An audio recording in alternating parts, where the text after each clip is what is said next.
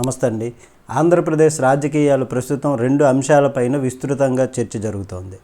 ఒకటి మంత్రి Nara Lokesh red book, రెండోది జగన్మోహన్ రెడ్డి గారి 2.0.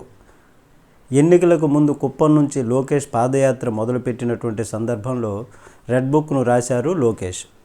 ఎవరైతే టీడీపీ నాయకులను కార్యకర్తలను ఇబ్బంది పెట్టారో వారందరి పేర్లను రెడ్ బుక్లో రాసుకుంటున్నానని, అధికారంలోనికి వచ్చిన వెంటనే వారి భరతం పట్టే బాధ్యత తాను తీసుకుంటానని లోకేష్ గారు హెచ్చరించారు. ఇది అందరికీ తెలిసినటువంటి విషయమే.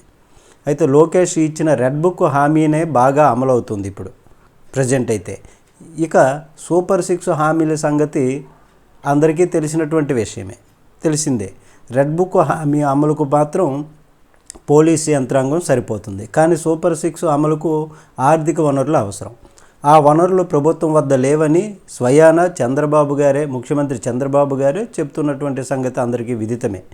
ఈ నేపథ్యంలో వైఎస్ జగన్మోహన్ రెడ్డి తన పార్టీ శ్రేణులకు ధైర్యం చెప్పేందుకు, ఇదే సందర్భంలో ప్రత్యర్థులను కూడా హెచ్చరించేందుకు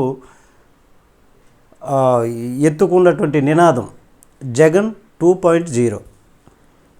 రానున్నది తమ పాలనే అని, ఈసారి వేరే లెవెల్లో ఉంటుందని ఆయన పదే పదే అంటున్నారు. జగన్ 2.0 పాలనలో కార్యకర్తలకు ప్రాధాన్యం, అలాగే వైసీపీ శ్రేణుల్ని ఇబ్బంది పెట్టే ప్రతి ఒక్కరి అంతు చూసే బాధ్యత తనదిగా జగన్మోహన్ రెడ్డి గారు ఇప్పుడు చెబుతున్నటువంటి పరిస్థితి. దీంతో ఆంధ్రప్రదేశ్ రాజకీయాలు రసవత్తరంగా సాగుతున్నాయి. ప్రత్యర్థులు జగన్ 2.0ను తప్పుపడుతున్నప్పటికీ వాళ్ళలో ఒక భయం కనిపిస్తోంది. జగన్ అధికారంలోనికి వస్తే ఏ మాట అంటే ఆ మాట చెప్తాడు, ఆ మాట చేస్తాడు, దాన్నే ఆచరిస్తాడు, పాటిస్తాడు అని అందరికీ తెలిసినటువంటి విషయమే. ఏమైనా జగన్ అధికారంలోనికి వస్తే తమను వెంటాడతాడని, గతంలో మాదిరి ఈ దఫా ఊరికే వదిలిపెట్టడని ఆందోళన పడుతున్నటువంటి పరిస్థితి ఇప్పుడు ఉంది. స్వయంగా ఈ విషయాన్ని సీఎం చంద్రబాబు గారే చెప్పినటువంటి సంగతి తెలిసిందే. ఇదే సందర్భంలో జగన్మోహన్ రెడ్డి గారిలో మార్పు కనిపిస్తోందని, ఈ దఫా తమకు ప్రాధాన్యం ఉంటుందని కార్యకర్తలు కూడా, నాయకులు కూడా నమ్మకంగా ఉన్నారు. ఇప్పుడు రెడ్ బుక్, జగన్ 2.0 పేర్లలో తేడా.